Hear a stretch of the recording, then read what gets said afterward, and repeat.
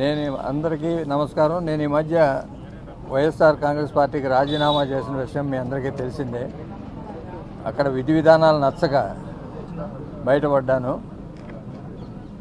ప్రస్తుతం ముఖ్యమంత్రి గారిని మర్యాదపూర్వకంగా కలిశాను.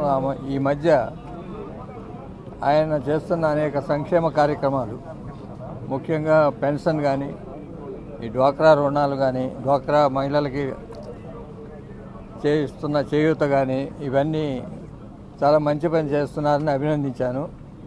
మర్యాదపూర్వకంగా కలిశాను. Thank you. సార్ వైసీపీని వేయడానికి ఏంటి సార్ కారణాలు ఏంటి? చెప్పాను కదా, అక్కడ విధి విధానాలు నచ్చక. అంటే విధి విధానాలు అంటే ఏంటి? ఏ విధానం నచ్చక? ట్రాన్స్పరెన్సీ లేదు. ట్రాన్స్పరెన్సీ లేక విధి విధానాలు నచ్చక నేను రాజీనామా చేయడం జరిగింది 15 days బ్యాక్. అందువల్ల రాజీనామా చేశాను. ఈ మర్యాదపూర్వకంగా ముఖ్యమంత్రి గారిని కలిశాను. ఇవాళ అనేక రాజకీయ అంశాలు చర్చించాను.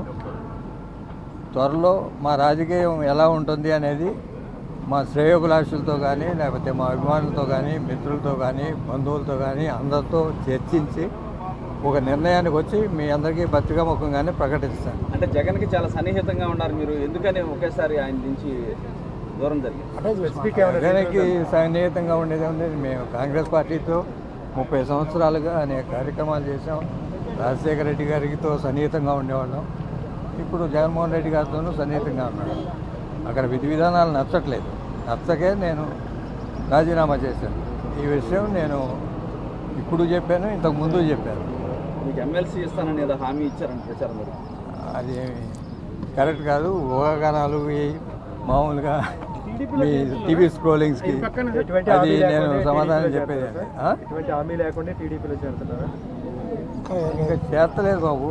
చేరినప్పుడు చేసేటప్పుడు మీ అందరికీ చెప్పే చేస్తా. సార్ కేవలం చంద్రబాబు పథకాలు బాగున్నాయని చెప్పడానికి కలిసారా? అంతే. వాళ్ళ పథకాలు ప్రస్తుతం ఇప్పుడు ఈ 15 రోజులుగా ముఖ్యంగా పెన్షన్ స్కీము, అది దగ్గర 50 లక్షల మందికి ఎంతో ఉపయోగపడే స్కీము. ఆయన కనికరించి చేసినందుకు వాళ్ళంతా చాలా సంతృప్తిగా ఉన్నారు. అది అభినందించడానికే వచ్చాను. మర్యాదపూర్వకంగా కలిసి మహేష్ బాబు అభిమానులతో సమావేశం కూడా ఏర్పాటు చేశారు. అందరిని కూడా టీడీపీ వైపు తీసుకొచ్చేందుకు మీకు కృషి చేస్తున్నారని చెప్తున్నారు. ఇవన్నీ మా అభిమానులతో మేము ఎప్పుడూ కలుస్తూనే ఉంటాం కదా.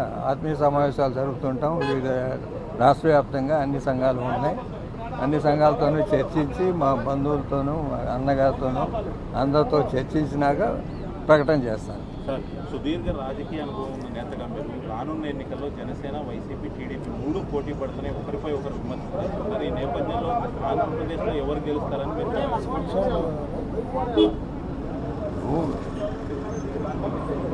వైఎస్ఆర్ కాంగ్రెస్ పార్టీ కానీ, టీడీపీ కానీ బొంగ 2 పోటీ పడుతున్నాయి.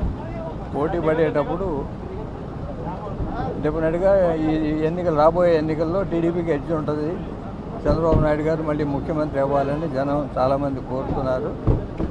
దానికి భాగంగానే నేను కూడా ప్రతిస్పందిస్తాను. నేను ఇవన్నీ కూడా ఒక 10 రోజుల్లో, వారం 10 రోజుల్లో మేమంతా కూర్చొని నిర్ణయం చేసుకొని ప్రకటిస్తాం. అంటే సూపర్ స్టార్ కృష్ణ గారికి చెప్పారా, నేను ఆ పార్టీ నుంచి బయటకు వస్తున్నాను, ఇట్లా పరిస్థితులు ఇట్లా ఉన్నాయి? నేనేం చేసినా ఆయన మద్దతు లేకుండా చేయను.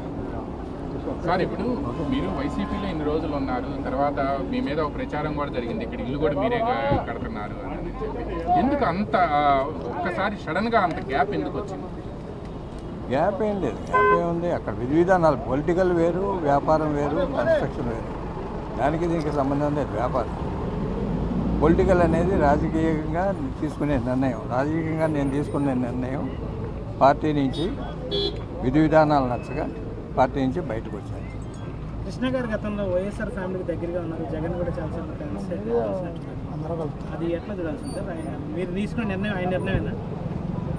ఆయనతో సంప్రదించకుండా నేను ఏ నిర్ణయం తీసుకోను. ఆయన అనుమతితోనే ఏ నిర్ణయమైనా తీసుకోను. ఓకే.